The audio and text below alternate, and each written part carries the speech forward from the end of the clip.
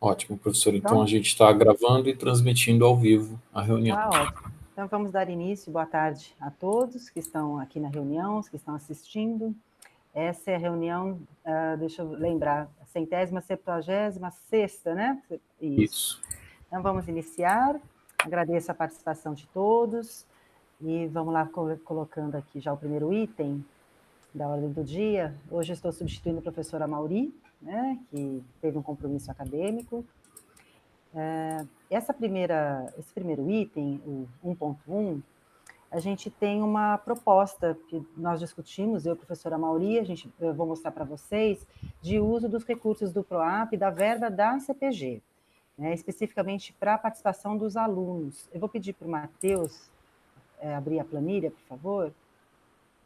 A gente tem uma proposta, vocês fiquem à vontade de fazer mudanças nela e a gente faz a votação. Essa é uma chamada especificamente para os alunos de pós. Nós temos algumas despesas que podem, outras que não podem ser pagas, né? Então, a gente tentou se basear na planilha do ano anterior, fazendo alguma atualização assim, de valores, subindo, por exemplo, um pouco o valor das passagens aéreas.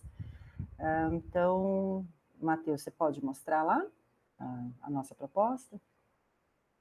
Então, os auxílios, eles servem para, basicamente, duas finalidades, para auxiliar o custeio de participação em congresso, e também para auxiliar a coleta de dados, né? Então, estão cobertos, tem passagem aérea, acho que tem inscrição também, né, Matheus? Tem diárias. A gente vai mostrar para vocês uma proposta de valor por aluno, e aí o prazo para usar esse recurso, quando é mesmo, Matheus? Março ou abril do ano que vem? Até o final de abril do ano que vem, se eu não me engano, professora. Só respondendo a primeira pergunta, nós temos verba para utilizar em duas alíneas: passagens aéreas nacionais, tá? E auxílios financeiros. É que com o auxílio financeiro, o aluno, através de reembolso, pode solicitar reembolso de despesas de transporte terrestre, hospedagem, alimentação e inscrição em eventos, desde que não seja instituição da USP ou ligada à USP, né? Por exemplo, as fundações, quando for instituição, algum evento ligado às fundações também não pode, tá? E os valores, é importante citar, eu vou mostrar aqui para vocês, são esses os valores que nós temos, mas esses 5.583 para passagem aérea, a gente ainda está aguardando o repasse pela CAPES, tá? Ainda está em processo de liquidação financeira do valor. E os itens em amarelo aqui, basicamente, é o que a gente precisa discutir, tá? Isso. Então, esse primeiro item da passagem aérea, no edital anterior, era o valor máximo de R$ 1.000, e aí nós julgamos que não seria suficiente, né, para pagar uma passagem ida e volta, se o aluno precisasse. Então, a nossa proposta é subir para esse valor, 1.395, e está aberta a discussão, então, o que vocês acham, se a gente mantém os R$ 1.000 do ano anterior? Ô, Jana, mas por que um valor tão quebradinho assim? Tem algum fator de correção? Aí uma média? Não entendi. Por que não 1.400? Fiquei só Nós curioso. pensamos em 1.400, aí o Matheus colocou os 1.395, não sei exatamente por quê, Matheus. Dividido por 4, professor, o valor dividido por 4. Sim, nós pensamos em contemplar talvez 4 alunos. Daria para pagar 4 passagens. É que é o máximo, né? Se o aluno quiser uma ida e volta para São Paulo, por exemplo, vai ser bem menos, né? Isso.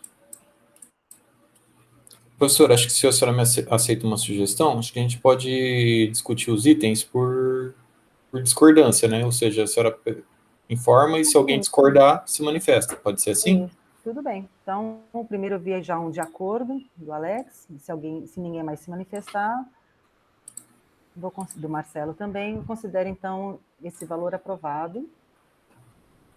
Né? Se quem quiser se manifestar, pode manifestar. Ok. E a gente imagina que não vão ter muitos pedidos, né, em função da pandemia, em função do pouco prazo que a gente tem para uso do recurso. Então, pelo menos para aqueles que pedirem, a gente conseguir contemplar a passagem de ida e volta, né? Ok, então, está aprovado esse valor.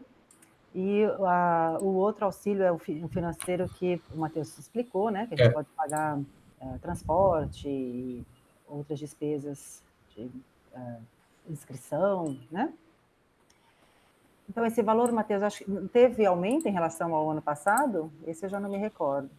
Dos auxílios financeiros, professora, sim, a gente tinha limitado R$500, e pela experiência que a gente teve, primeiro acho que é importante deixar claro para todos, professora, como eu comentei para vocês, que nós recebemos poucos pedidos, tá? E a gente acabou não gastando o valor que tinha na chamada anterior, e agora a gente colocou tudo aqui. E a gente percebeu que R$500 era pouco para os alunos, dependendo da quantidade de dias que ele ficava para o evento ou para a atividade de pesquisa, não era suficiente. Aí, por isso que o senhor e a professora Mauri resolveram aumentar para R$1.097. Né? A diária de hotel, né, e alguma despesa com transporte. Isso, já explicando o valor quebrado, é o valor dividido por 8, por 10, se eu não me engano, né? Isso, 10. Ok, então, se estiverem de acordo, podem ficar assim. Quem tiver alguma objeção, por favor, se manifeste, faça uma sugestão. Ok. Então, acho que era isso, Matheus, né? Aprovado também. Acho que tem mais alguns itens para a gente falar com eles, professor. Deixa eu descer aqui. A priorização, né, no caso. Isso. Então, vocês decidiram que não necessariamente o aluno precisaria apresentar artigos se ele for participar de algum evento, né? Mas que seria priorizados, caso a gente receba mais de um pedido e tenha que ser feita uma priorização, seriam priorizados os pedidos cuja participação envolve a apresentação de artigo. Isso, e havendo, então, recurso suficiente, os demais podem ser contemplados também, aqueles que vão só para assistir. Ok, estão de acordo com essa frase? Será aprovado, então, professora. Tá bom, então, ok. Esse item aqui, professora, a gente colocou um limite para o aluno poder utilizar as verbas, lembrando que o limite geral é abril do ano que vem, né? Mas o aluno pode solicitar desde que o evento ocorra antes da defesa e da dissertação dele, ou seja, não tem problema se ele depositar antes, desde que o evento ocorra antes da defesa. Perfeito. Ele continua aluno USP até o prazo da defesa. Acho que também ninguém estando todos de acordo, então aprovado esse edital para divulgar para os alunos. Acho que esse é o último item, professora, é a forma como vai ser feita a seleção, né? Então, os pedidos vão ser feitos em fluxo contínuo, ou seja, os alunos podem pedir a qualquer momento o recurso, tá? Preferencialmente com 48 horas de antecedência à reunião da CCP, que o aluno está vinculado, e em tempo de haver aprovação de referendo da CPG para que ele possa ir para o evento, né? Além do empenho e compra de passagem aérea, se for o caso, de acordo com a data do evento ou da atividade. Esse item aqui, por quê? Nas últimas vezes nós fazíamos assim, recebíamos o pedido do aluno e encaminhávamos para a CCP apenas para que eles analisassem o mérito do pedido, ou seja, olha, esse pedido é passível de ser contemplado ou não, não é um evento de interesse para o curso do aluno ou para o programa. Se o programa deferir o mérito, aí a CPG passa para fazer a seleção, né? Ou seja, se houver mais de um pedido, a CPG seleciona de acordo com critérios internos que a gente vai analisar conforme chegarem os pedidos, né? Também é importante dizer que, como é fluxo contínuo, pode ser que seja contemplado conforme os alunos pedem, também com base na nossa experiência de poucos pedidos, né? Agora, se chegarem muitos pedidos juntos, aí a CPG pode tentar fazer uma priorização separando, dividindo entre os programas a verba, né? Mas não tem muito como fechar isso, senão mais engessa a verba do que... Eventualmente acaba sobrando recurso em uma CCP e o aluno de uma outra acaba não sendo contemplado. Então, vamos seguindo em ordem de chegada mesmo, e quando houver muitos pedidos, a gente prioriza aqui na CPG.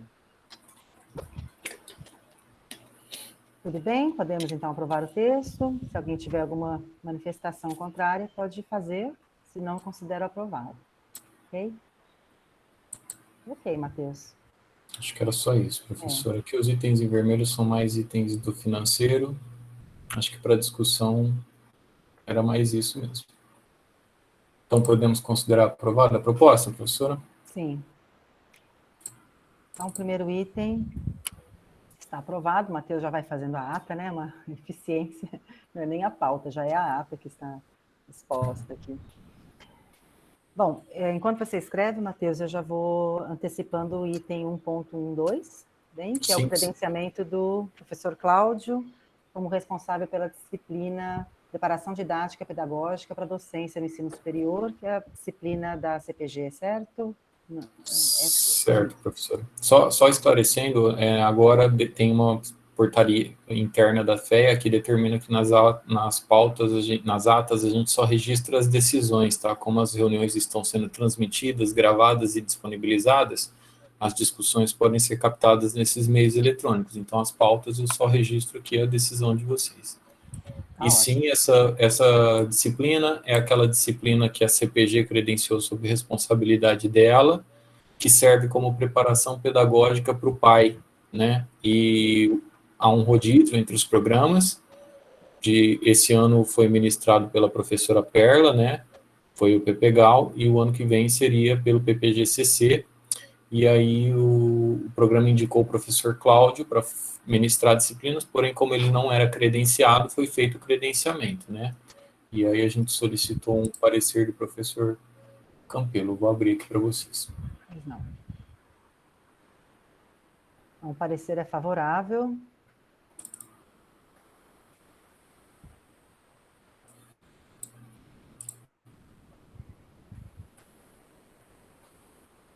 Então, ele apresenta aí a publicação relacionada.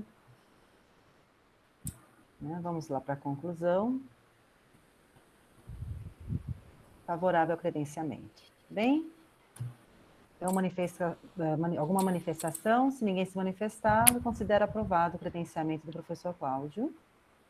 Ok? Aprovado. O item 1.13, parecer para reconhecimento de título estrangeiro, foi um parecer feito pelo professor Amauri, um requerente do senhor Rodrigo César Oliveira Carvalho, sobre a controladoria e contabilidade, a grande área. Então, o parecer foi favorável, também gostaria que abrisse, para a gente ver a conclusão do parecer. Só não vi se é mestrado ou doutorado, deve ser doutorado? Mestre, título de mestre. Tá. Título de mestre. Pode descer, conclusão. É aqui. Então, sou favorável ao reconhecimento do título de mestre para Rodrigo César Oliveira Carvalho. Então, manifestações.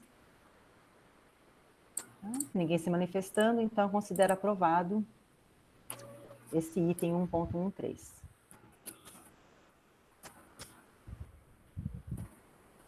Ok, então a gente passa agora para a parte de gestão dos programas, 1.2, primeiro o PPGAL. Na verdade, não houve, né? Não tem itens aqui para o PPGAL, também não tem itens para o PPGCC, e tem, acho que são 2 itens para economia aplicada. Eu estou de óculos, mas eu enxergo pequenininho, vamos lá. 1.41, eu não... A idade vai chegando nem com óculos, a gente enxerga. Certo, melhorou bastante, obrigada, Matheus. Então, retificações no regulamento do programa, do PPGE, eles têm uma mudança, agora eu não consta aqui, né, na pauta, qual que é a mudança. Vamos abrir ali o pedido.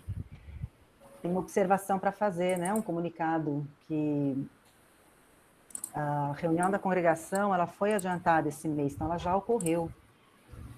Então, depois a gestão do programa de economia precisa verificar se vai precisar solicitar um ad referendum da congregação nisso, tá? Vocês verificarem os prazos, que a gente aprovando hoje, a próxima congregação é só em novembro agora. Vamos lá. Qual foi a mudança, Matheus, que eles propuseram? Está na tela, professora. Sim, diversão... Então, aqui nesse item 4.5.2, está sendo trocado esse texto para atribuição de créditos especiais por artigos publicados, né, ou com carta de aceite recebida, para deixando somente artigos publicados, tá? Se os professores do PPGE quiserem complementar, mas se eu não me engano, isso é advindo de uma orientação que nós recebemos da Pró-Reitoria, de que somente artigos publicados podem ser passíveis de atribuição de crédito para os alunos. Isso está relacionado até com uma demanda, né, do Programa de Economia sobre o que é considerado artigo publicado. Tem alguma resposta já sobre isso, Matheus? Não, professor, ainda não. Alguém da Economia gostaria de fazer algum comentário sobre essa mudança? É exatamente isso mesmo. É a orientação da superior para publicado. Ótimo. Ok, então, se alguém mais quiser se manifestar, senão considero aprovada essa alteração. Tem outros itens, professora, de alteração. Vamos lá, então. Esse item aqui, então, é critério para credenciamento de disciplinas, né? Mais especificamente, pelo que eu percebi, é que eles mudaram as nomenclaturas do que deve constar nas ementas das disciplinas, né? Mudando de critérios de avaliação para forma de avaliação. Ok.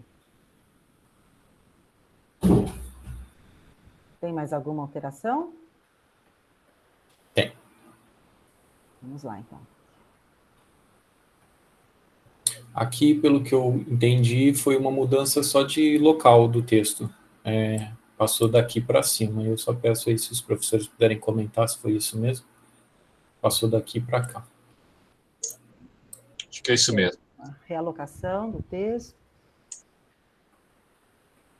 É isso, então. Ok. Bom, então, da minha parte, está aprovado. Se alguém tiver alguma manifestação contrária. Então, aprovada a retificação. Só registrar a presença aqui, professor, da professora Perla e da Rosiane, que ingressaram na reunião. Tá? Ok, boa tarde para vocês. Então, aprovado por unanimidade, certo? Isso. Então, só esse aviso para os gestores aí do programa que a reunião da congregação já ocorreu, não havendo alguma urgência, solicitar o ad referendum da diretoria. Isso. A coordenação precisa conversar com o diretor, né, explicar a necessidade do ad referendo, e aí ele avalia se ele aprova ad referendo ou não. Caso contrário, só vai ser avaliado em 10 de dezembro, tá? Porque essa reunião do dia 23/11, pelo que a assistência acadêmica nos informou, é uma reunião específica, para assuntos específicos, tá? Ok.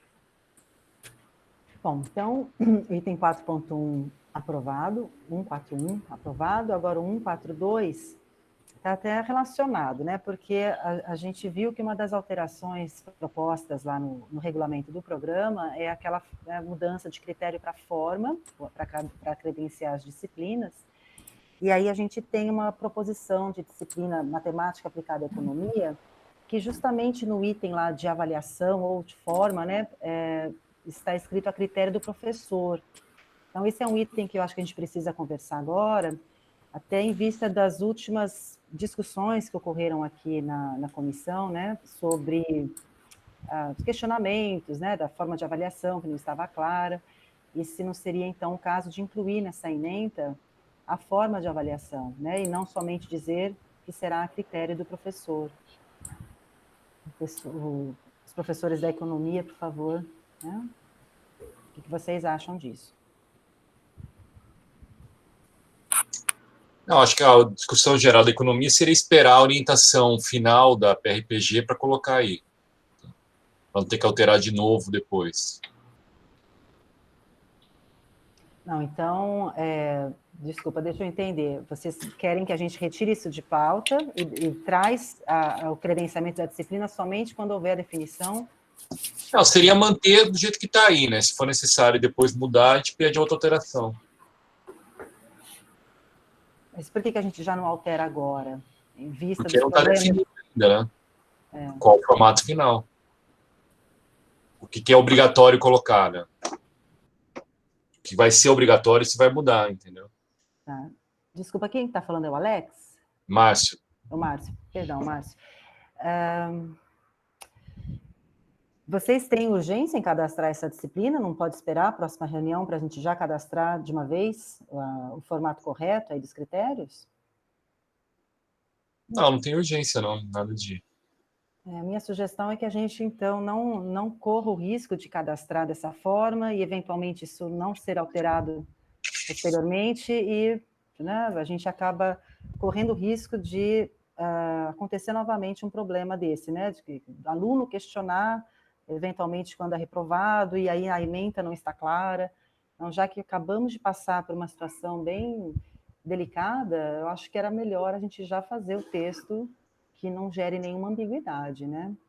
Então, se ainda a gente não tem a certeza do que escrever, e não havendo urgência no cadastramento, a minha sugestão é retirar essa proposta e voltar na próxima reunião. Ok. Tudo bem? Ok. Alguém mais quer se manifestar? Tá bom. Obrigada, Dutra. Então, a gente retira de pauta e aí já faz o credenciamento com o texto correto, né? Sem a gente ter que voltar nesse assunto. Só para lembrar a senhora daquela manifestação que a professora Mauri fez quando a gente discutiu a pauta, né? Que nas últimas reuniões da Pró-Reitoria ocorreram negativas de credenciamento ou recredenciamento de disciplinas onde os critérios de avaliação ou até a mesma forma de avaliação não constassem os pesos, né, das avaliações, e que a Pró-Reitoria está realmente trabalhando aí num texto para isso. É que no nosso caso, nós temos autonomia, tá? A não ser que sejam disciplinas cujos professores peçam para que não sejam presenciais, que aí sim tem que ir para as câmaras. Então, os nossos pedidos não vão para a Pró-Reitoria, mas o professor Maurício sugeriu que a gente siga o mesmo procedimento da Pró-Reitoria, né? Ok. O Dutra fez um comentário para programas 3 inferior na sua prova. Sim, acho que foi o que o Matheus disse agora, mas acho que a gente tem que ter precaução, né? E se acabamos de... Não sei se resolveu, né? Mas estamos passando aí por esses questionamentos e se a gente pode deixar o texto mais claro e mais alinhado com o que a Pró-Reitoria solicita, eu acho mais seguro para a gestão do programa. Bom? Certo. E um outro comentário que acho que é importante, professor, é que, se eu não me engano, hoje a disciplina ainda está cadastrada assim, tá? O que aconteceu é que não foi alterado. Ok. Então, a gente retorna essa discussão na próxima reunião, tá bom? Ok. Então, vamos agora para o 1.5, os itens para aprovação do PPGAL em bloco. Bom, 5.1, conferência do título de mestre. Foi já feito a de referêndum? É isso, né? O procedimento de... na verdade, você prefere que faça em bloco, é isso, Matheus, né? Esse item, conforme vem sendo prática das outras CPGs, né, dos outros mandatos, daqui para baixo, geralmente o professor só lia o tópico de todos, e aí depois pedia a manifestação, se alguém queria se manifestar sobre algum item. Muito bem, vou fazer dessa forma. Então, eu só vou já deixar avisado o item 1.52, por ser sobre meu recredenciamento, eu vou me abster, mas fica em bloco, então, o 151, 152, 153. Tem mais algum para baixo? Deixa eu olhar minha pauta aqui. Não, professor. São 3. Bom, então, trata de conferência de título de mestre, o recredenciamento meu, como orientadora de doutorado, e o edital do processo seletivo de doutorado. Então, para aprovação em bloco, se tiver alguma manifestação contrária, não considero aprovado. Ok, obrigada. Vamos para o próximo. 1.6 do PPGCC não tem, né, Matheus? Um minutinho.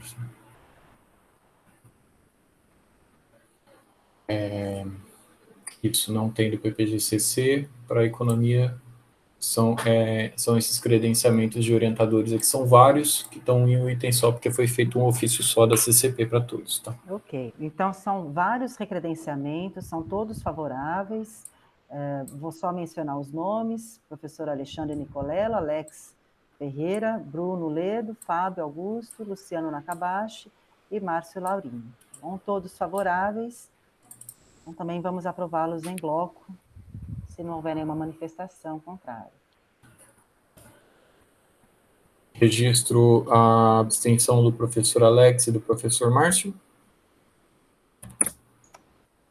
Por mim, não, pô, eu voto também. Ok. Alex? Acho que o professor Alex deve ter caído. Ele não está aparecendo então, aqui para mim. Ok. Então, eu vou só registrar que o professor Alex não estava no momento da discussão. Tudo bem. Poxa. Acho que tem poucas pessoas na sala, acho que teve mais gente que caiu. Acho que a professora Perla também saiu. A Perla também. Deixa eu ver aqui. Será que teve algum problema, que eles estão com algum problema de acesso? A professora Perla voltou. Professora, a gente só precisa verificar se está tendo algum problema, porque isso pode impedir a continuidade da reunião, tá? Professora Perla, a senhora está com algum problema? Está ouvindo a gente? Não, eu estava com um sinal ruim de internet, mas acho que agora eu estou num lugar mais fixo. Desculpem. Tudo bem. E o Alex não retornou, né? Mas alguém caiu agora. Acho que foi o Dutra. Não, o Dutra está Não, online. o Dutra está aí. Teve alguém que saiu também agora aqui. Será que tem algum problema na internet? Quem saiu acho que foi a RD. A Rosiane, né? Rosiane, isso. Estranho, aqui tá normal. Ó, Alex voltou. Professor Alex, algum problema na conexão do senhor? O senhor está ouvindo a gente? Professor Alex?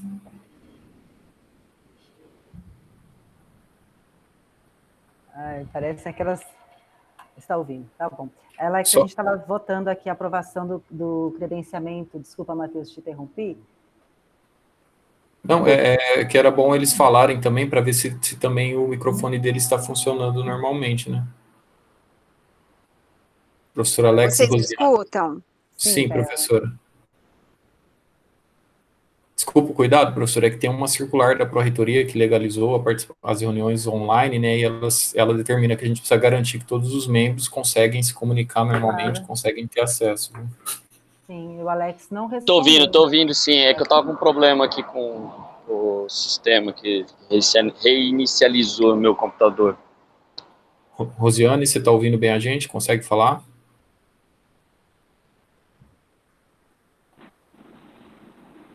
Eu tô ouvindo, mas eu já caí 2 vezes. E aí eu acho que a internet tá ruim aqui. Eu volto, tá ok. Rosiane, você tem o nosso WhatsApp aí, né? Se caso você cair de novo, você me liga aqui e me fala, por favor?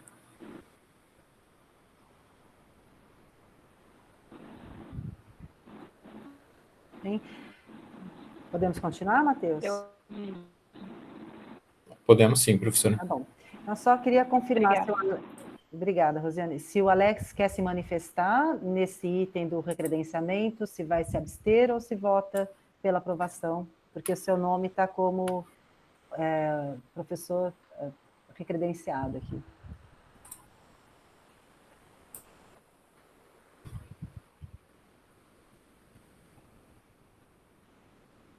Ele colocou no chat, professora, que se abstém. Sim, se abstém, ok. Então, os recredenciamentos estão todos aprovados, com a abstenção do professor Alex.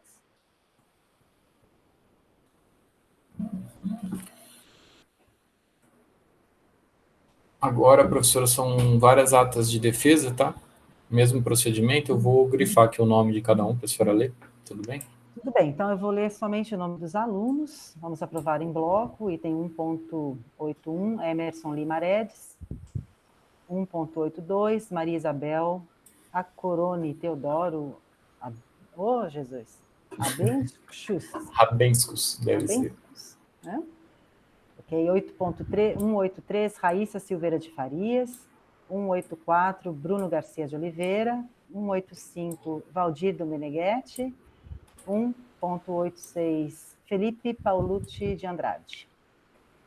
Todos aprovados, manifestações contrárias? Aprovados.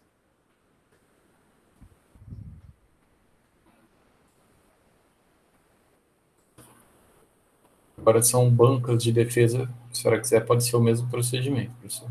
Farei isso. Então, eu vou ler o nome do aluno. Se alguém tiver alguma manifestação, pode fazer depois. Então, aluno do PGCC, só achar o nome do aluno.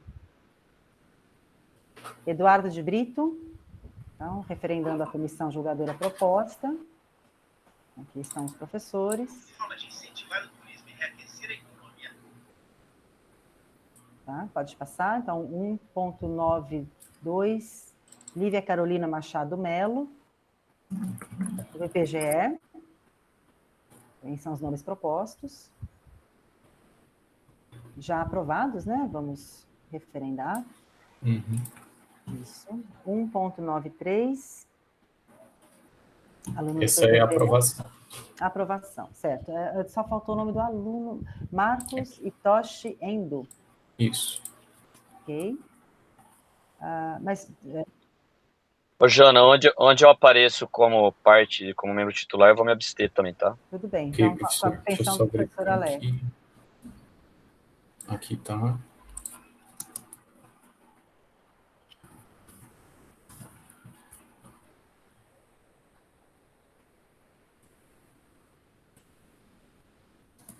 Essa também.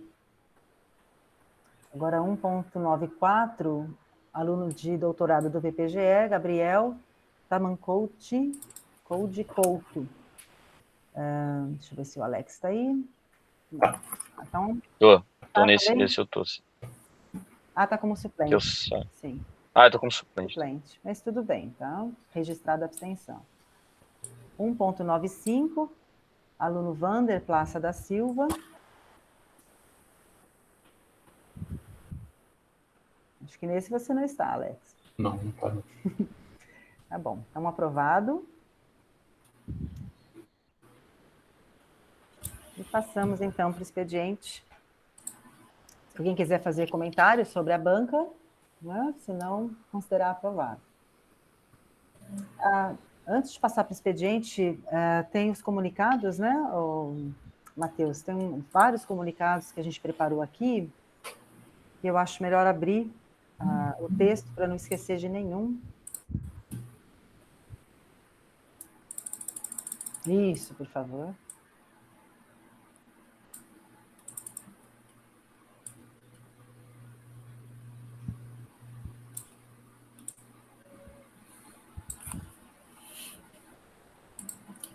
Tá aí, professora. Na verdade, é da 176ª, certo? Isso. Isso. Ok. Então, a gente tem alguns comunicados, nós preparamos o texto aí para não ficar nenhum de fora, mas, eventualmente, se a gente lembrar aqui, a gente complementa. Então, teve uma eleição de novo titular como orientador do PGCC, professor Ricardo, doutor Ricardo Luiz Menezes da Silva. Teve o desligamento do professor Marcelo, do cargo, então foi eleito o professor Ricardo. Passa a valer quando o mandato dele? A partir de hoje, professora. A partir de hoje. Ok. Isso. Perfeito. Primeiro comunicado. Teve também um comunicado da indicação da professora Perla como presidente, não, é coordenadora, né, que fala da CCPAI. Isso. Então, Perla, você foi indicada, foi aprovada a sua indicação. Na verdade, foi só a manifestação da comissão de graduação que, depois que a gente fez a indicação dela, né, precisava ser ouvida a comissão de graduação e eles se manifestaram também favoráveis. Ok, ratificando, então, a nossa escolha. Parabéns. Ok, obrigada. A gente também tem um comunicado do sistema de requerimentos. Foi esse que foi enviado por e-mail essa semana, Matheus? Acho que não, professora. Que eu acho que é uma outra coisa que também vai ser implantada, né? Tem uma série de requerimentos online e aí também vai ser colocado em fase de teste aí os depósitos online também, né? Isso, professor, se a senhora me permite falar desse item aqui, Pode acho falar, que é importante, porque pode ser que depois vocês estranhem e também seria interessante vocês comunicarem nas reuniões das CCPs também, que a Pró-Reitoria de Pós-Graduação está adotando, está em fase de testes, já na nossa unidade, a gente só tá esperando eles liberarem o nosso teste, que vai ser um sistema que vai ser adotado para qualquer tipo de requerimento, tá? Basicamente, ele é um sistema OTRS, tá? Que é um sistema de código aberto, utilizado por várias grandes empresas no mundo inteiro. E, assim, ele é bem flexível, ele não é um sistema específico para pós-graduação da Universidade de São Paulo, ele é uma espécie de sistema de chamados. Acho que todo mundo aqui deve usar o sistema da informática, né, de chamados. Então, ele é bem parecido com o sistema de chamados da informática. E conforme a gente for utilizando, os alunos vão acessar esse sistema através do Janus, tá? Mas ele não é integrado com o Janus. Mas conforme a gente for utilizando, o Janus vai ter formulários para o aluno preencher com demandas específicas. Mas por enquanto só vai ter mais ou menos umas 4 ou 5 tipos de requerimentos que vão estar padronizados. O resto vai ser feito como outros pedidos, que aí vai ficar livre para o aluno fazer o requerimento como achar melhor, tá? Ele vai ter que explicar o que ele está pedindo, anexar documentos pertinentes, e provavelmente todas essas demandas, assim como hoje o aluno, antes de entrar com o pedido com a gente, ele já fala com o orientador, explica a demanda dele, então já pega a autorização do orientador, né, a manifestação do orientador. Agora, provavelmente, isso vai inverter. Então, o aluno vai pedir para nós, pelo sistema, e nós vamos enviar através do sistema para que os orientadores se manifestem, tá? Ainda não é certeza esse procedimento, mas eu acredito que vai ficar assim, tá? A gente só se preocupou um pouco com isso, porque, dependendo da demanda, é importante que o aluno tenha uma conversa com o orientador, né, e fale pessoalmente com ele, ou por telefone, ou nas reuniões, explicando o que ele precisa, né? Por exemplo, um pedido de trancamento, né, um pedido de desligamento, tem coisas que pode ser importante ter uma conversa prévia, né, antes do aluno solicitar. Sim. Mas é só para vocês não estranharem, e eu peço aí que, se possível, vocês comentem nas reuniões que a gente deve adotar esse novo sistema, e eu acredito que em coisa de 1 mês, no máximo 2, a gente já deve estar iniciando. Ótimo. Obrigada, Matheus. Tem um outro comunicado de uma circular da COPGR que fala é uma concessão de um tempo adicional, né, de prazo de credenciamento, é isso? Deixa eu ver aqui. Sim, da licença maternidade, paternidade ou adoção. Então, a Pró-Reitoria tem essas 2 resoluções aqui. Então, complementação por 2 meses, no caso de bolsa de licença maternidade.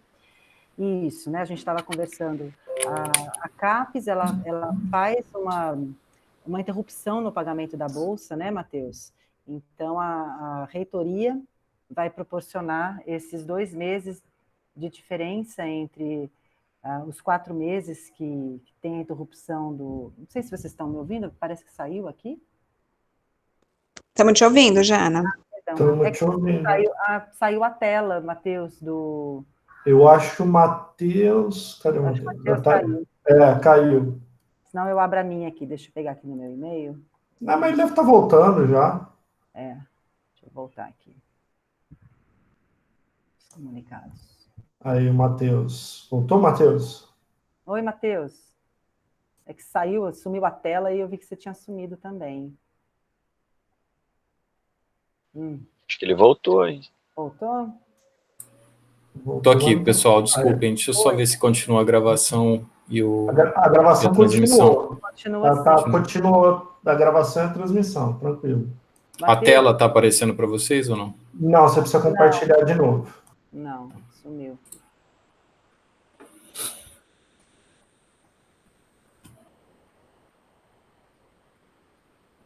Agora tá? Isso, sim. Agora tá. Perfeito. Matheus, obrigado. Então, eu vou pedir para você explicar esses 2 meses de bolsa que a reitoria vai conceder, né, da diferença dos 4, 6 de licença maternidade. Por favor. Certo, professora. Na verdade, alguns alunos até procuraram a gente e a gente também explicou para eles que, sinceramente, nós também estamos um pouco confusos. Para a gente, essa resolução ela não está muito clara, né?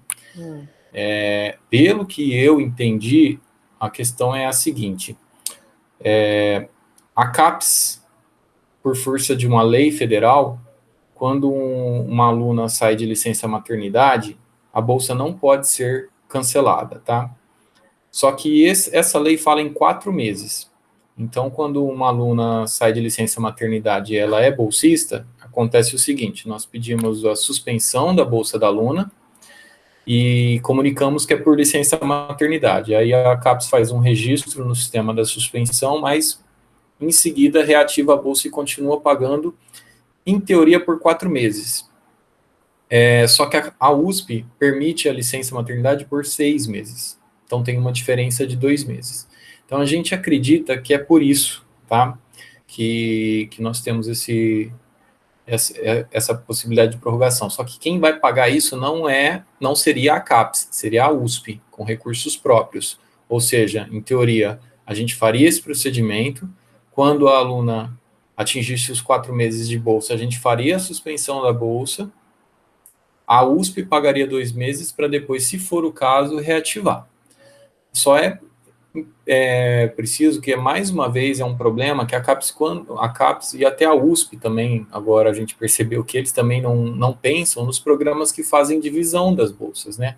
Porque esse procedimento, ele parece ser baseado só naquela questão, naquela visão de que os programas dão a bolsa para os alunos pelo tempo todo, que é permitido ficar, que são 48 meses para o doutorado e 24 para o mestrado. E não é a nossa realidade, como nós temos poucas bolsas, as bolsas são divididas na maior parte dos casos, né? Uhum. Então, às vezes, prorrogar a bolsa para um aluno significa deixar de dar a bolsa para outro, porque estava programado para a bolsa ser encerrada naquele momento e ser atribuída para outro aluno, né? Como a gestão das bolsas, ela cabe agora totalmente aos programas, né? Nós só tínhamos a administração que a gente ajudava no processo de seleção. Se os programas, a gente recomenda que se os programas concordarem com essa visão nossa de que não está muito clara essa resolução, encaminhar uma consulta para a reitoria, né, para perguntar exatamente o que isso significa, né, se for o caso, eu acho que por ser uma situação muito confusa, o ideal seria talvez tentar uma conversa com a pró-reitoria ou a reitoria, porque isso aqui, se eu não me engano, é uma demanda da reitoria, né, e tentar entender bem o que é que eles querem dizer com isso, né? Aí, nesse caso, talvez fosse interessante a intervenção da CPG. Eu acho que o final ficou um pouco confuso, que deu a entender que é provisório, né, que é 2020, 2021, mas há uma chance de ser permanente. Então, também teria que esclarecer isso. E se esse recurso vem da reitoria, na verdade, não deveria impactar, né, a gestão das bolsas do programa, né? Esses 2 meses adicionais, eles viriam de uma outra fonte que não das nossas bolsas aqui, que gerenciamos, né? Então, a minha recomendação é que a gente tenha muita cautela com qualquer prorrogação de bolsa, porque os desentendimentos, né, podem ocorrer, e aí para desfazer uma concessão de bolsa é bastante complicado, né? A minha sugestão é que façamos sim a consulta, Matheus. Só para tranquilizar, isso vai se aplicar especificamente a alunos ou alunos, né, que estiverem nessas situações de licença maternidade e está estendido a paternidade, né? Nós tivemos demanda de 2 alunos, tá, que nos procuraram. Um era da contabilidade, uma aluna da contabilidade, só que no caso dela já passou a licença. Ela acabou recebendo a bolsa durante o período todo, o programa, por não ter uma definição clara das normas da CAPES na época, preferiu manter a bolsa com a aluna para não correr o risco, mesmo porque depois que ela terminasse a licença, a bolsa dela continuaria também, né? Uhum. E nós tivemos um outro aluno que nos procurou com relação à licença paternidade também, mas o nascimento do filho foi no começo do ano, então também já passou o prazo, né? Então, eu acredito que pode ser que a gente não tenha nenhuma demanda agora recentemente, a não ser que algum membro aí lembre de algum aluno que possa estar nessa situação. Acho que o professor Marcelo pediu a palavra, professor. Pode falar, Marcelo. Oi, então, eu queria perguntar justamente desse caso da contabilidade aí, Matheus, porque, como você colocou, houve o pedido lá, mas ela continuou recebendo. Assim, eu entendo que a gente não tem que fazer nada, porque não teria um adicional, porque ela continuou durante todo o período. O que a USP está falando é se houvesse cessão desses 2 meses, a USP complementaria isso. Só para saber se eu estou errado, se a gente tem que fazer alguma coisa além do que a gente já não fez por ter esse entendimento. Certo, professor. Eu vou comentar especificamente esse caso. É uma aluna que teve um parto, se eu não me engano, em janeiro ou fevereiro, né? E era um caso bem específico, porque no caso dela a bolsa terminaria em março. E aí olha só o problema que a gente se deparou, né? Porque nessa época não existia ainda essa resolução da USP, mas já tinha a lei federal. Isso. Então o que acontece? A aluna, vamos colocar fevereiro. Em fevereiro, ela teria a bolsa suspensa e reativada, e ela poderia ficar com a bolsa por mais 4 meses. Só que de fevereiro mais 4 meses, nós teríamos fevereiro, março, abril, maio, que passaria 2 meses depois do que a bolsa estava prometido para ela. Uhum. Além disso, a licença maternidade pela USP era 2 meses a mais. É que pelo que chegou para a gente, professor Marcelo, me parece que a aluna acabou sendo contemplada com uma prorrogação de bolsa, né? Ela participou do processo, ou o programa não tinha para quem atribuir a bolsa, e a bolsa foi prorrogada para ela. E aí, naquele momento, a gente tinha essa questão da diferença de 2 meses. O que fazer com essa questão de que a CAPES permite 4, mas a licença na USP é 2 meses. Nós teríamos que suspender a bolsa dessa aluna por 2 meses, né? Aí a gente pediu para o programa decidir, e o programa decidiu por bem não suspender a bolsa da aluna, garantiu o direito e manteve a bolsa com a aluna por esse período todo. O que acontece? Ela já teve esse benefício, né? Só que não foi pago pela USP, foi pago pela CAPES, a bolsa foi mantida com os alunos, né? Então, a nossa visão seria de que esse caso está superado, não teria mais o que fazer, a não ser que vocês queiram consultar a pró-reitoria para verificar se eles acham que deveria ser feita alguma coisa nesse sentido. Eu acho que esse pagamento é durante esse período. Se a CAPES pagou, eu concordo contigo, está superado. Eu concordo também, e eu não sei, eu não sou jurista aí, não sei se alguém gostaria de se manifestar, mas eu tenho a impressão de que isso passa a valer agora, né? A partir da publicação dessa circular. Exatamente. Aconteceram. A questão da USP, sim. A grande questão é que provavelmente a CAPES não tem esse conhecimento dessa diferença, ou se tem, não foi tratado especificamente, né, do prazo que eles consideram de licença maternidade e que a USP considera de licença maternidade, né, que é 4 e 6 meses. É muito estranho a CAPES considerar 4 meses, né, porque no setor público são 6 meses.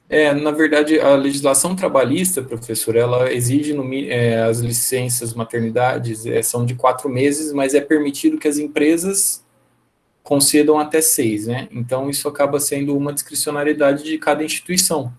E tem essa diferença, a USP realmente trabalha com 6 meses de licença maternidade.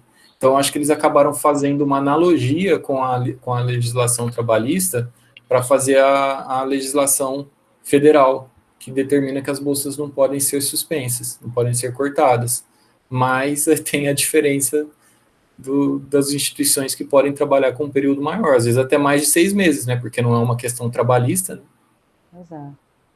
Bom, então, minha sugestão é que a gente faça essa consulta para ter, né, por escrito, exatamente quais são as condições, quais são os prazos, se vai ser só até 2021 ou não, né? Que a gente possa orientar os programas. Nós temos 2 questões específicas, né, professora? Primeiro é o entendimento dessa resolução, que aí eu peço para que cada programa analise e ver se realmente também, como a gente está sem entender, coloque num e-mail só para embasar o ofício, se a senhora realmente quiser fazer essa consulta, mas também analisar essa questão que eu falei, pode ser que nós não tenhamos nenhuma demanda, né? Ou talvez, se vocês preferirem, para adiantar, né, para não ter, se caso chega a demanda e precisa resolver em cima da hora, já fazer essa consulta, fica à vontade aí os coordenadores para analisarem com cuidado essa questão. E a segunda é essa questão da aluna específica da contabilidade, professor Marcelo. Se vocês quiserem fazer alguma consulta com relação a isso, podem mandar uma sugestão de texto, a gente despacha aí com a professora Mauri e a professora Janaína para encaminhar a consulta.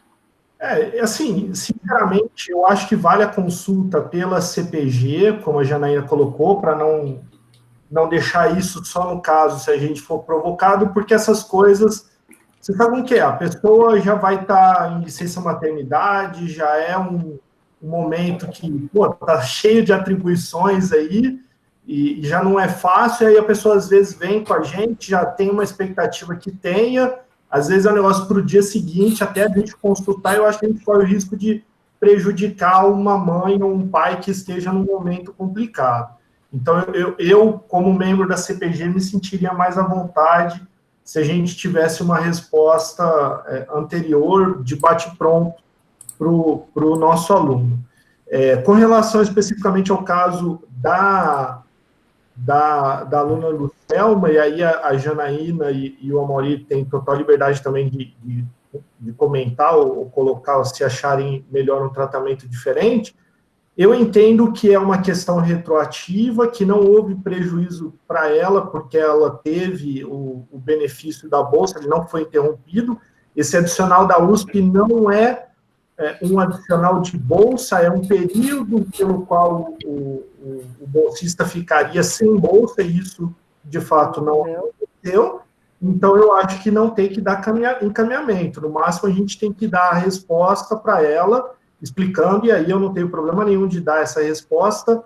Eu só não sei se a pergunta foi feita para vocês ou foi feita direto para a gente da CCP para responder, Matheus. Professor, as demandas dos alunos sempre entram pela gente, né? Pelo menos a maior parte dos casos, né? Mas a gestão de bolsa, a política de bolsa, ela é do programa. Né? Então, se você achar melhor, Matheus, depois você só me manda um e-mail, que aí eu retorno colocando essa argumentação para a gente oficializar a resposta para ela. Pode ser?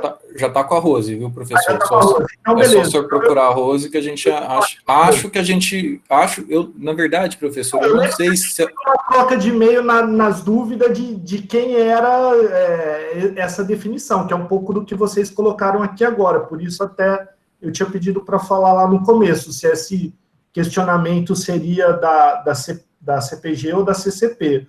Mas nesse caso específico da Lucelma, tá tranquilo. Eu vejo que a gente responde para você. Só, desculpa, minha memória não anda muito boa, eu só não tenho certeza se ela formalizou essa consulta por e-mail ou se ela só me ligou. Eu lembro que ela me ligou, isso eu sei que eu sei. Ela falou comigo por telefone, eu expliquei que a gente não tinha entendido e sugeri que ela fizesse a consulta. Aí eu não me lembro se ela fez. Se ela não formalizou a consulta, provavelmente ela entendeu a explicação que eu dei e entendeu também que não haveria demanda nenhuma, como vocês também estão entendendo, né? Uhum. Agora, depois só pergunta para a Rose se ela está com algum e-mail pendente lá, porque se ela mandou, a gente já encaminhou para a Rose, com certeza. Isso eu a Rose depois da reunião. Certo, só para vocês entenderem essa questão, porque acaba ficando meio que perdido entre CCP e CPG essa questão, né? A política de bolsa, ela é sempre das CCPs, tá? As bolsas são dadas para CCPs. A CPG só agia nas questões de bolsas no passado porque nós tínhamos aquelas cotas de pró-reitoria, que eram cotas que eram dadas para a unidade, e como nem sempre nós tínhamos cota suficiente para distribuir para os programas de forma igualitária, a CPG que acabava fazendo a distribuição em forma de rodízio. Mas a política de bolsa é sempre do programa. O que acontece? Como essa é uma resolução da pró-reitoria, a comunicação entre a pró-reitoria e a unidade tem que ser feita através da CPG. Então, por isso que eu quis dizer, o programa analisa, vê se realmente não está entendendo, aí aciona a CPG para fazer a consulta, tá? Matheus, só para esclarecer, né, o que está em dúvida aqui, para não ter entendimentos diferentes.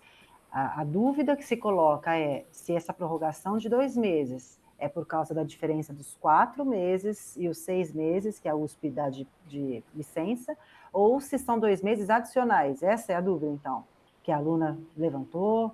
Então, ela teria 8 meses e não 6? Essa é a dúvida? Então, só lembrando... ter resposta antes de dar a resposta final para a aluna, a gente fazer essa consulta para a CAPES. Então. Na verdade, para a aluna, acho que como o professor Marcelo disse, acho que ele entendeu que está superada, né? A questão mais é entender a resolução, né? Então, está superado desde que o entendimento seja realmente esse. Sim, sim. São 2 meses que são, né, entre 4 e 6. Mas se forem 2 meses adicionais, aí a aluna teria Tá. direito. Janaína, você prefere, vocês encaminham, então, um questionamento para aguardar a resposta? Sim, eu acho. Perfeito.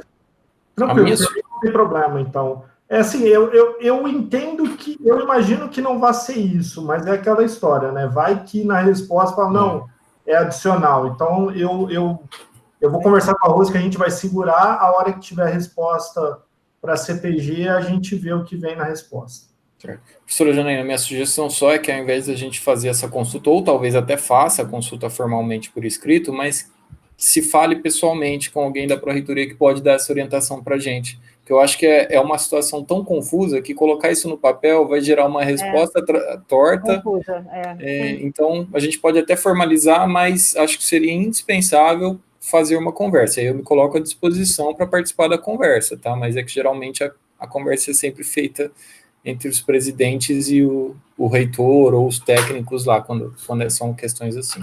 Tá bem, de acordo, então, Matheus.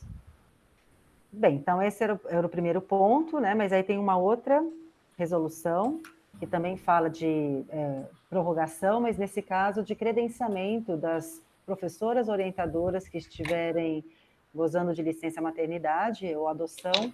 Então, teria 1 ano a mais de credenciamento. Os programas têm critérios diferentes, né? Mas, por exemplo, no nosso caso, são 3 anos. Seria mais 1 ano de credenciamento em função dessa licença. E também, aí eu não sei exatamente como que isso vai ser regulado, né? Porque eles colocam o acréscimo de 1 ano da avaliação da produção da docente para fins de avaliação do programa, né?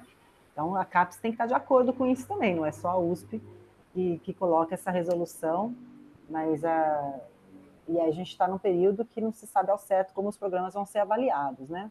Mas, pelo menos dentro da USP, o credenciamento da docente passa a ter 1 ano a mais, né? Professora, se a senhora me permite, eu acho que eu sei o que é essa questão. Acho que está até falar, mais claro, apesar de que eu acho que eles não pensaram em regular na prática como isso vai funcionar, né? Mas a questão do credenciamento, acho que é como a senhora disse mesmo, se é 3 anos, a pessoa que teve licença maternidade, ela passa a ter um credenciamento válido por 4 anos. Sim. Essa questão da produção docente, eu acho que é para quando o critério de recredenciamento, ele envolve, por exemplo, a produção nos últimos 3 anos, então passa a ser considerada a produção nos últimos 4 anos para que se avalie o recredenciamento ou o credenciamento, entendeu? Eu acho que seja isso. Eu também, que nem o Matheus, que é para os critérios do credenciamento e recredenciamento no PPG. No programa, sim. É só pensar nos reflexos, depois buscar alinhar isso com a avaliação CAPES também, ou fazer uma questão de conversas e solicitações para a CAPES também considerar isso quando dá avaliação dos docentes. No reporte do Sucupira, se eu não me engano, dá para você detalhar isso e comentar, né? Afastamento, esse tipo de coisa. Mas é bom ficar atento para não gerar nenhuma surpresa lá na frente. Acho que talvez isso valeria fazer algum tipo de intervenção junto à CAPES para que eles também adotassem algo nesse sentido, né? Porque essas resoluções me parecem ser advindas da dificuldade que principalmente as mães, né, têm hoje com a pandemia, né? Porque você, além da dificuldade de ter um filho para criar, você também não tem com quem deixar, em muitos casos. Então, a CAPES também deveria pensar em algo nesse sentido, né? Agora, só para complementar o meu raciocínio, acho que é importante que os programas pensem em como fazer isso, tá? Eu sugiro o quê? A docente que tiver em licença maternidade nesse período, registre junto às secretarias que, olha, estou em licença maternidade, então eu quero essa prorrogação. E aí o programa faria algum controle interno para, nos momentos de recredenciamento ou de avaliação, tivesse em algum local esse registro, porque pode ser que daqui 1 ano isso se esqueça e se perca. Exato. Bem observado.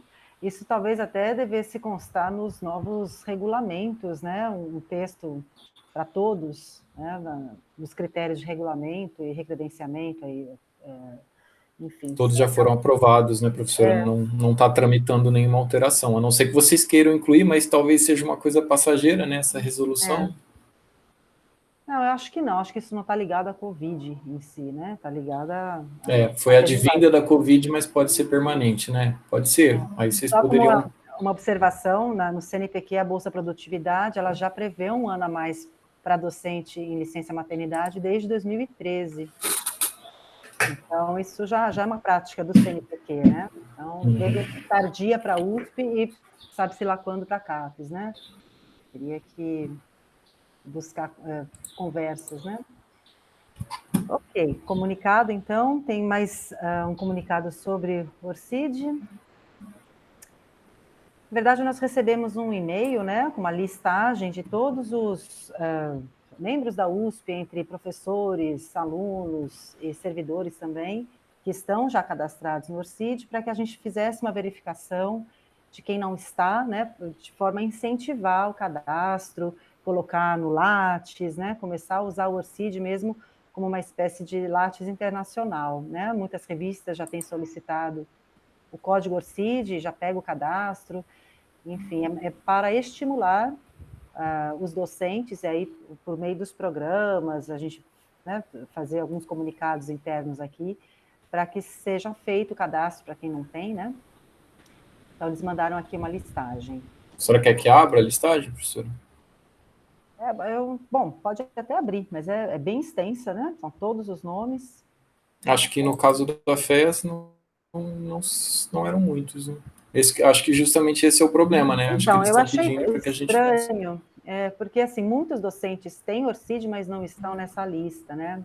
Aqui, então, ó, eu não nós sei temos... se ela está desatualizada ou se ela pega algum outro código que não o Orcid cadastrado. Eu acho que é justamente esse o problema, professora. Nós temos, porque aqui a maioria é aluno, né? Nós temos muito poucos docentes que fizeram um cadastro no Orcid, acho que é isso que eles estão querendo incentivar. Nós temos aqui um total de 119 pessoas da FERP com Orcid cadastrado. Se a maioria são alunos, nós temos aí uma grande quantidade de docentes que não têm Orcid. Ô, Matheus, a gente tem um problema a mais aí, que eu tenho Orcid, eu cadastrei no sistema da USP e não aparece aí. Ótimo, professor. Sugiro que o senhor, acho que o programa divulgou, né, essa lista para vocês, né, foi solicitado que divulgasse. Sim. O senhor responda para que o programa encaminhe lá para essa agência, né, para ver se tem algum problema, né. Eu recomendo isso até que todos façam isso, que todos consultem, porque foi divulgado, acho que essa lista é para todo mundo, se alguém mais... Eu não recebi, Matheus, se você puder me encaminhar depois, eu agradeço. Às vezes pode ter caído no buraco entre o Amauri e eu aí. Eu vou pedir, a gente não tem a lista dos docentes, né, professor? São os secretários que tem. Eu vou mandar aqui uma mensagem pedindo para que eles encaminhem novamente aí para vocês. Isso, por favor.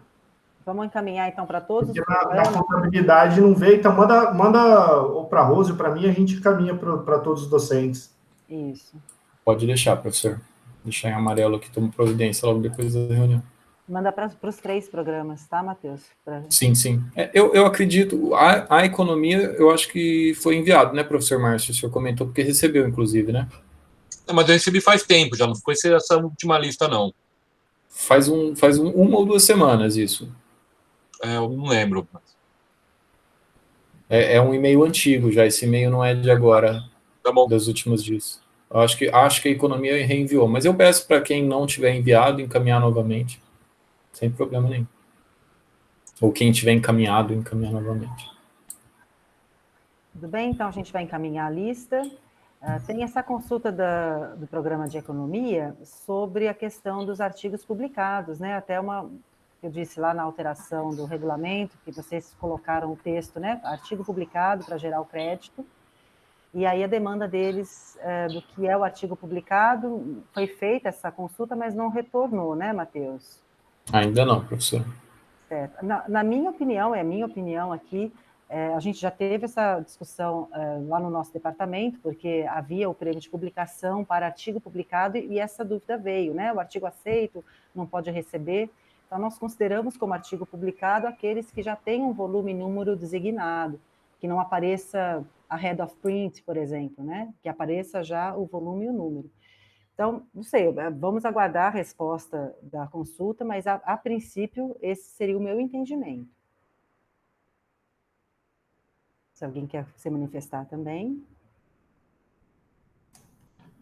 Eu concordo com a Janaína. O conceito de publicado é publicação definitiva, quando ele já tem alocado número, volume, tudo em definitivo. Até porque... Marcelo, porque o DOI, por exemplo... Então, mas você tem um problema no DOI, por exemplo, eu tive um problema no último ano do DOI, que o artigo estava head of print, ele tinha DOI, e aí, por exemplo, a hora que você colocava o DOI no Lattes para ele puxar, ele não conseguia puxar porque não tinha os campos de volume e tudo mais, vinha como a head of print, e ele dava erro. Então, assim, eu entendo que uma head of print, ele é uma... e aí eu falo, quando eu até fui editor da RCO, ele é uma versão definitiva, mas, porém, ele ainda está na fila, ele não está em publicação, porque eu acho complicado, às vezes.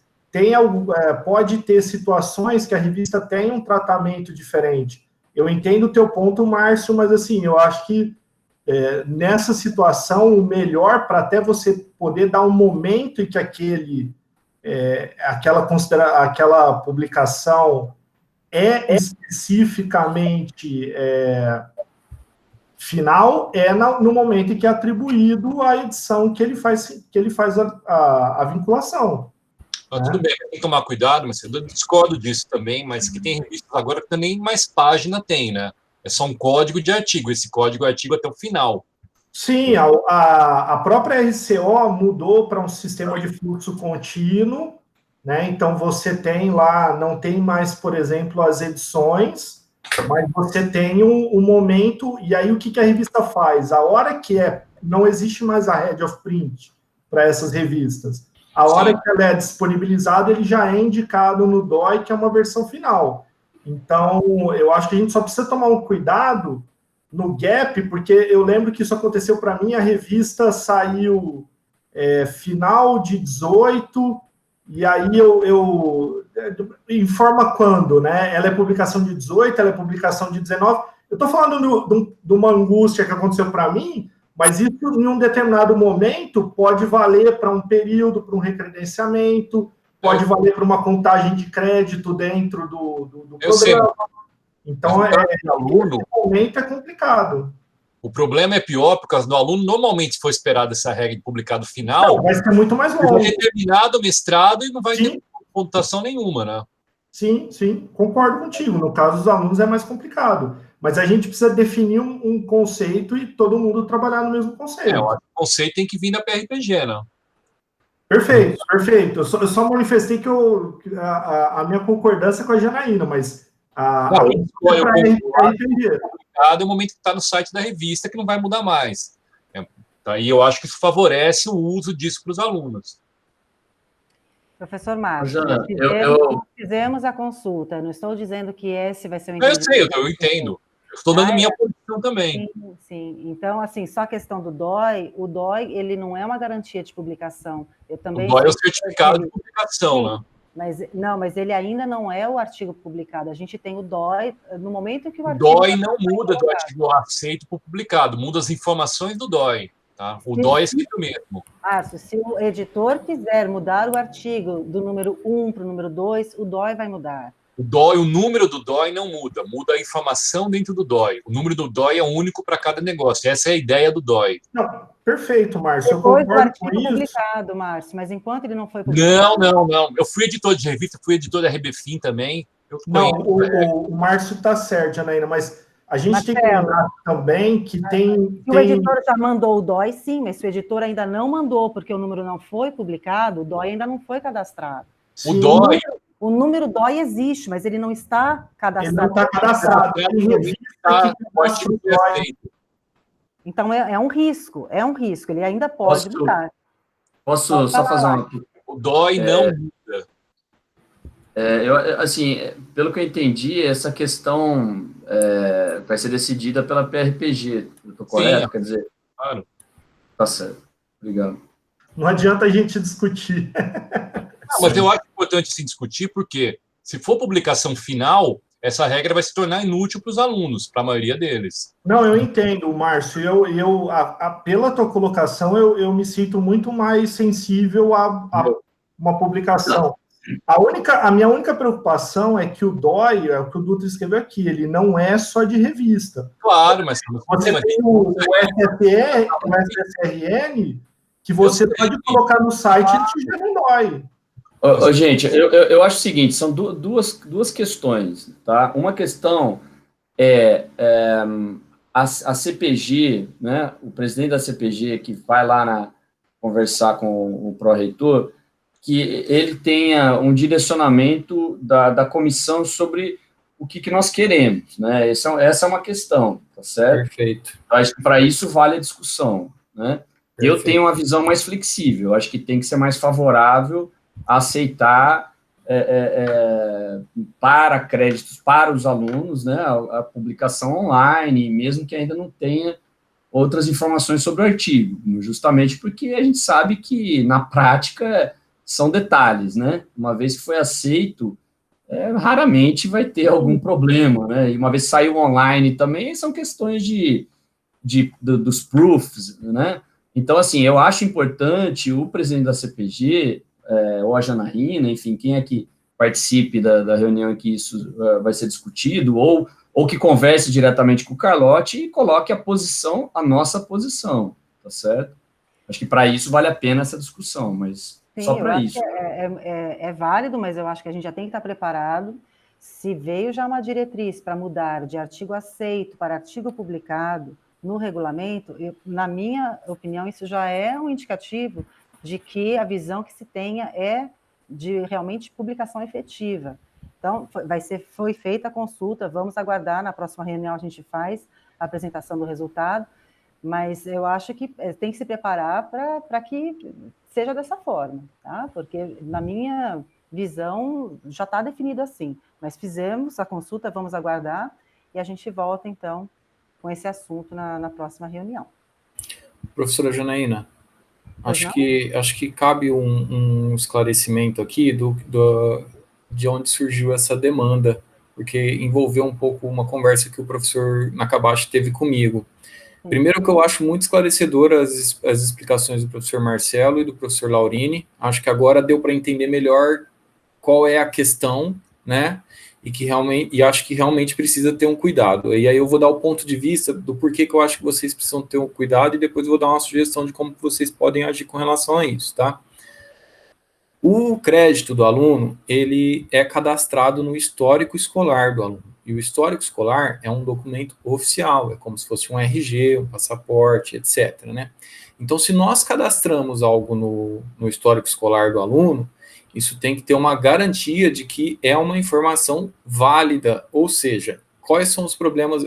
Na verdade, eu não sei como funciona, tá? Estou ouvindo a explicação do DOI pela primeira vez aqui, isso não passa muito pela gente, então, eu acho que são 2 pontos críticos que vocês precisam pensar. Primeiro, mesmo o artigo tendo um DOI, há a possibilidade de, por algum motivo, esse artigo não ser publicado, ou seja, em algum momento posterior, ocorrer uma recusa, um pedido de alteração, até no nome, porque, por exemplo, o nome do artigo vai estar no histórico escolar do aluno, ou segundo, essa demora entre ter o DOI e a publicação não pode acontecer do aluno apresentar esse histórico escolar em alguma instituição, e aí essa instituição vai lá conferir, vai verificar que esse artigo ainda não está publicado e haver algum problema. Então, esse ponto de vista, de novo, eu não estou fazendo aqui uma defesa de que não tem que ser na publicação.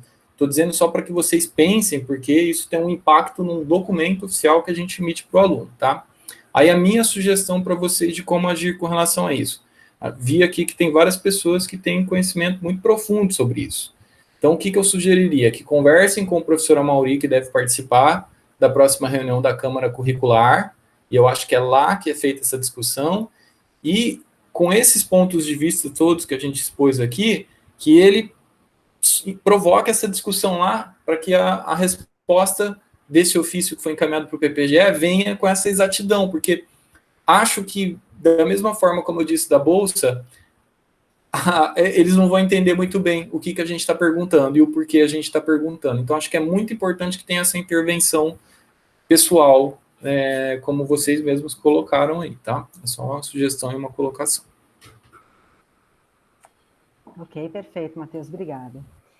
Então, vamos aguardar, né? Enquanto isso, eu converso com a professora Mauri para que se faça uma conversa com a, enfim, pessoa responsável.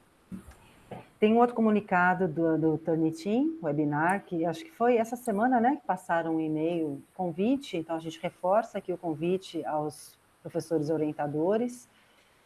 Isso veio... Foi hoje. Foi hoje, né? Então, foi teve hoje.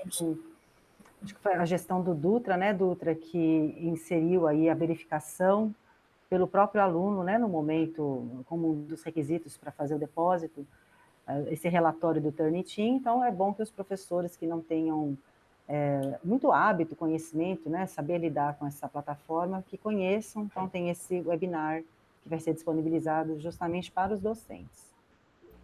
Então, deixa eu só colocar uma coisa aqui, que eu acho que é importante. O processo com os alunos, ele está funcionando direitinho, redondo, sem problemas. Mas eu acho bem válido esse convite, porque ele é muito útil para os professores quando vão mandar artigos, quando for fazer revisão de artigos. Então, é uma coisa muito interessante para ser usada de uma forma mais rotineira.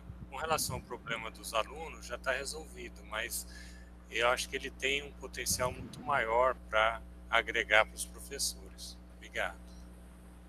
Professora Janaína, só acho que tem uma intervenção importante que a gente faça aqui também, que é o seguinte: muitos alunos estão questionando a gente, se assustando com a porcentagem de similaridade que os relatórios apresentam. E aí nós estamos indicando para eles, olha, fale com o seu orientador. Por quê? Porque eu entendo muito pouco, novamente, sobre essas questões de publicação, de ciência, não sou acadêmico, mas me parece que depende muito do trabalho, né? Se for um trabalho que tenha muita citação, ele vai ter, normalmente ele vai ter uma similaridade muito grande, né? Não. Eles... O relatório atual, ele não inclui as referências, tá? Só para deixar claro. Então, se o texto foi referenciado, ele não aparece. Não, aquelas referências, elas não aparecem como similaridade. Tá, então isso gera uma preocupação então um pouco maior, professor, porque alguns alunos estão se assustando com uma quantidade muito grande de similaridade. E qual que é a porcentagem? Não de referências, tá? Olha, nós já tivemos casos do aluno relatar para a gente acima de 80%. Então, a gente não sabe muito como isso significa, como isso funciona. E a gente está preocupado se os orientadores estão analisando esse relatório. Porque... É importante que os orientadores participem para eles saberem exatamente isso que o Matheus está falando. Como o sistema funciona, para saber se é o que você falou, citação direta, citação indireta, está pegando a referência, não está. Exatamente. O relatório do Turnitin, ele é muito detalhado, então ele mostra, ele não só dá o percentual de similaridade, ele dá o trecho do texto, ele dá a fonte ao qual está similar. Então, trazer isso, e até para o orientador olhar e falar, não, às vezes ele capturou, mas está citado corretamente, está referenciado, não tem problema, porque isso também tem muito a ver com o estilo de escrita do aluno. Né? Então, se ele faz uma citação literal, direta, tende a ter um maior percentual. Eu já acho que 80% é muito, porque eles falarem que todo o trabalho é bibliográfico, não é, né? Esse percentual ele vai ser maior na parte do referencial. Então, eu acho que é importante que os orientadores participem, até para que eles tenham condições de avaliar o relatório que o Turnitin dá. Pessoal, com relação a 80%, desculpe, mas 80% é um negócio meio inaceitável. O que deve estar ocorrendo deve ser autoplágio. Outra possibilidade que pode estar ocorrendo, o Turnitin, ele tem uma opção que você inclui o seu material, tá? O seu próprio material que você está submetendo para avaliar a similaridade, você inclui na base do Turnitin. O sistema que eu montei não inclui, tá? O que acontece se eu incluir? Significa que a próxima vez que eu for submeter para o Turnitin, ele vai comparar com o meu que está postado lá. Então, pode estar correndo olha isso, só. tá? Mas se isso acontecer, ele vai falar para você que essa similaridade é com o seu próprio trabalho. Então, é por isso que é importante saber como funciona, porque isso aparece no relatório. Isso sai no relatório, então, professor, e essa pergunta que eu ia fazer. Mas, só também para deixar claro para vocês o porquê que eu fiz essa manifestação, porque não sei se vocês se recordam, quando foi discutido esse item dessa obrigatoriedade, vocês definiram que não seria necessário que o aluno apresentasse para a gente na secretaria uma comprovação de que o orientador avaliou.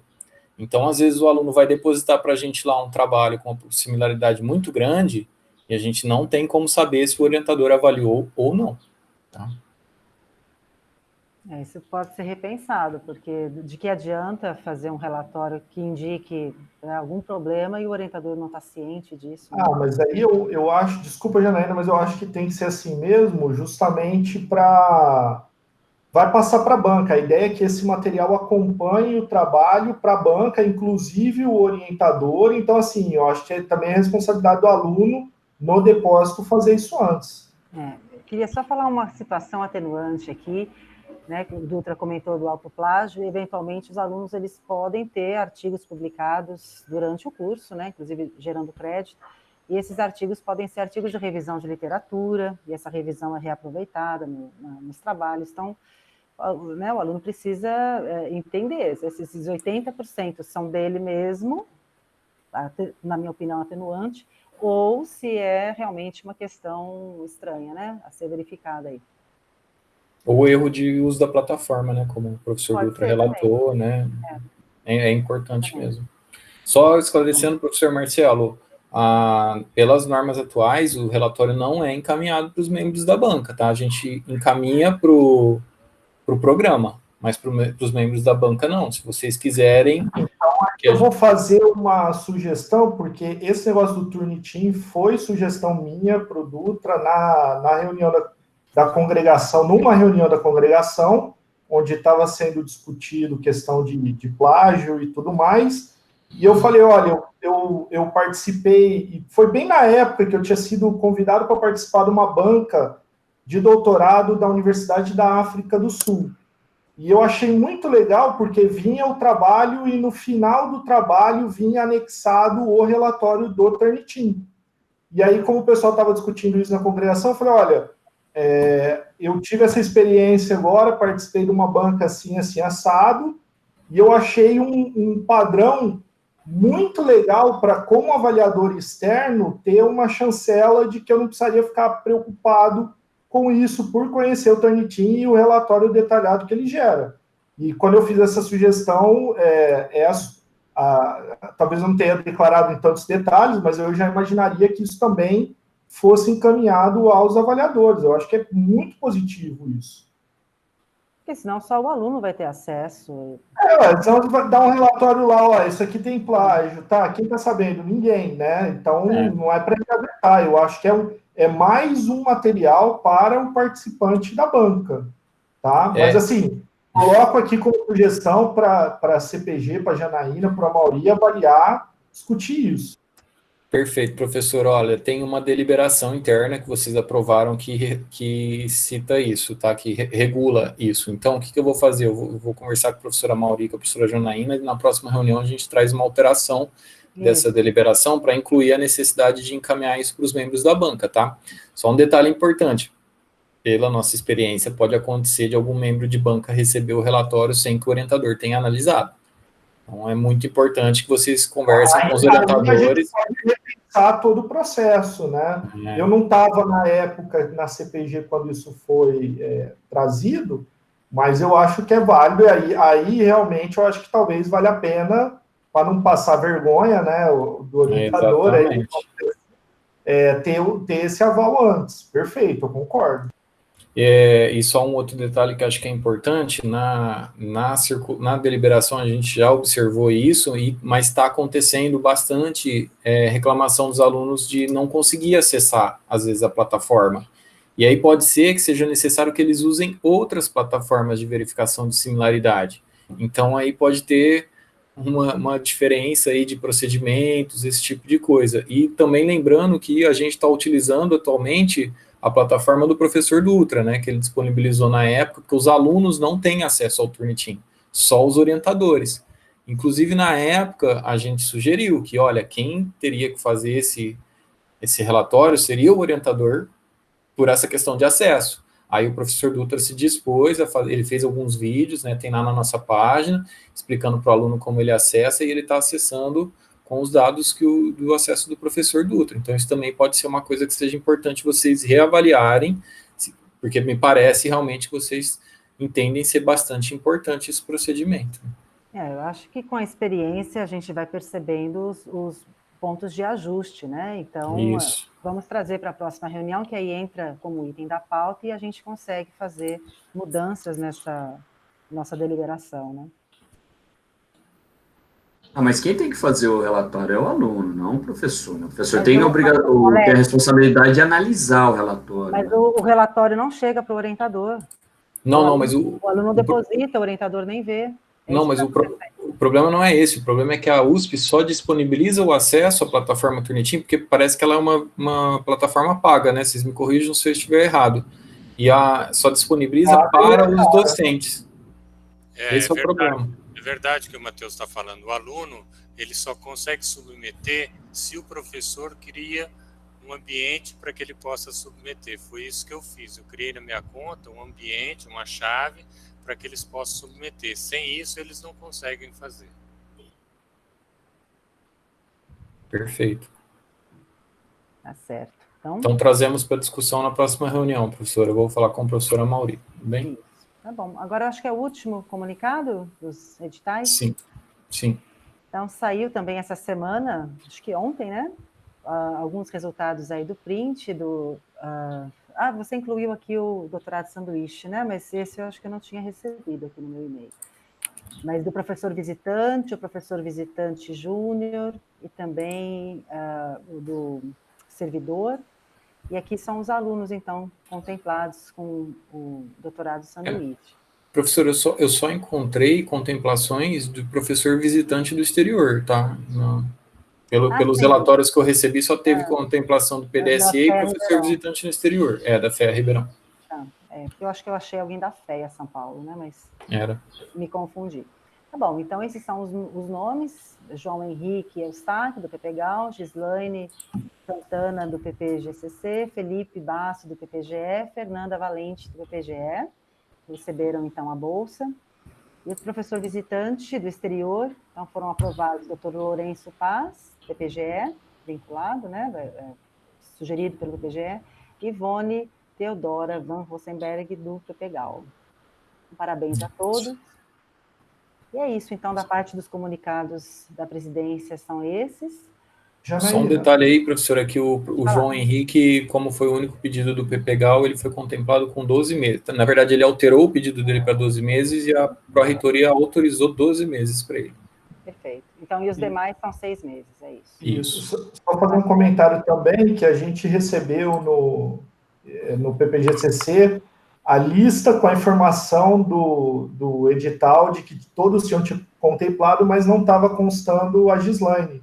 Isso. Aí a gente entrou em contato lá com eles, pediu para explicações, e aí saiu o edital, o resultado retificado com a inclusão dela.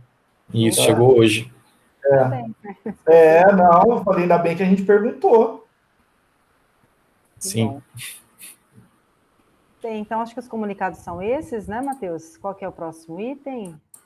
Palavra aos membros, professor. Palavra aos membros, né? Então, está aberta a palavra. Quem gostaria de se manifestar?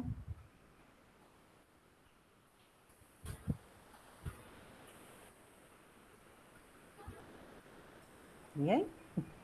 Tá ótimo, então. Bom, então, como expediente, a gente tem apenas a discussão da ata, é isso, né? Perfeito, professor. Quisesse se abster, quem não esteve presente na última reunião, pode se manifestar agora. Em seguida, a gente aprova, então, a ata da última reunião. Eu me abstenho. Eu não estava na última reunião. Abstenção do professor Alex, do Dutra. Ok.